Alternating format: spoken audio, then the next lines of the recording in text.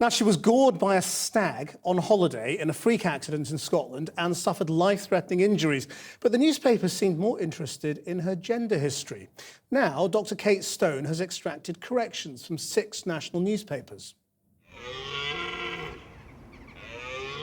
Attacks by stags are very uncommon, but they do happen. In this case, in Bushy Park in London, a man is being chased by a stag during the rutting season. He escaped unhurt, but when Dr. Kate Stone was attacked by a stag while on holiday with friends in the Scottish Highlands in December, she wasn't so lucky. The newspaper and website reporting of the incident was widespread, going into the detail of the attack. But several decided to cover the story by including Dr. Stone's transgender status in their headlines. She had decided in 2007 to live as a woman and was open about being transgender, but hadn't been prepared to see it splashed over the papers, when in fact her transgender status was nothing to do with the story of the stag attack. Dr. Stone is a respected Cambridge academic. She's appeared on TED Talks speaking about her company and its interactive printing technology. Yay! She noted that the editor's code of practice states clearly, details of an individual's race, colour, religion, sexual orientation must be avoided unless genuinely relevant to the story. And the Leveson report into press standards was specific about transgender issues. There's a marked tendency in a section of the press to fail to treat members of the transgender and intersex communities with sufficient dignity and respect.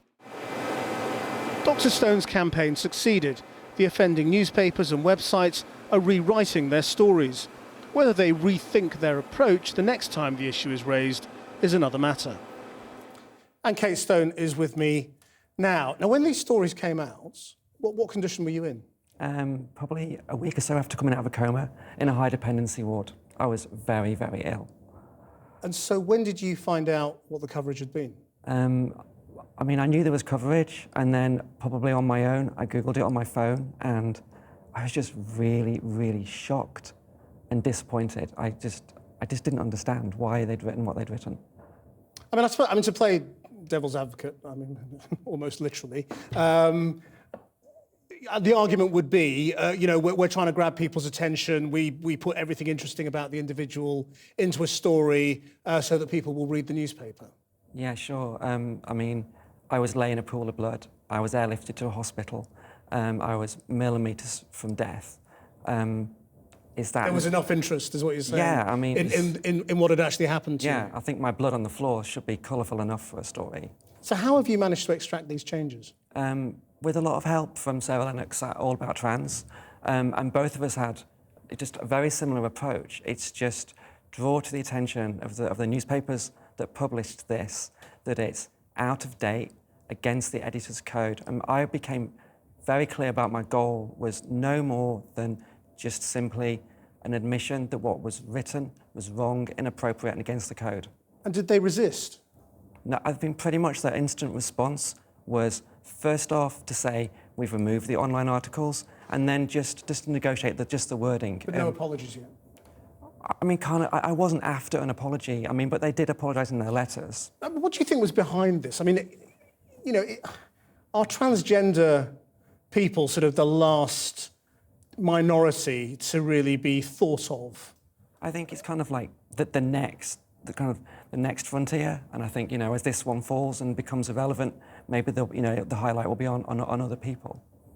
So, I mean, but do you feel this was just sort of blatant prejudice, or thoughtlessness, or what do you think was really behind it? Mainly thoughtlessness, just doing things in the way they've always been done, just not thinking about the damage that's been caused to a person, their life, their friends, their family, their children. And in doing this, and in bringing so many people's attention to it, yeah, in the publications, yeah, I mean, do you think you've changed anything? Do you think you've changed attitudes?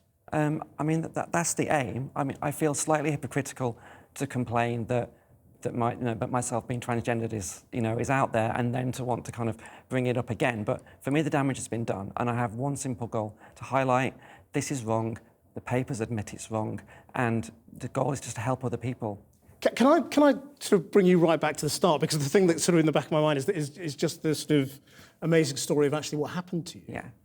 Can you just tell us what did happen and what's your memory of it?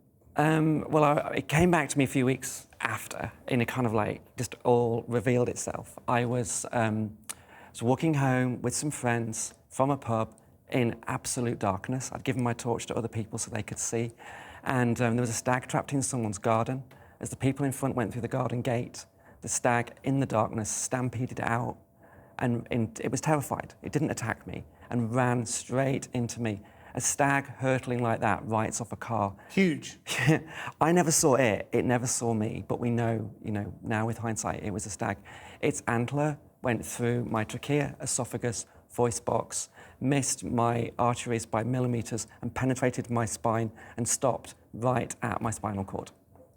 Thank you very much for coming in and telling us that, and actually how you've had a very successful campaign to get your story changed. Thanks very much indeed. That's it. We're back tomorrow at 6:30. Until then, that is Channel 4 News. Have a very good evening.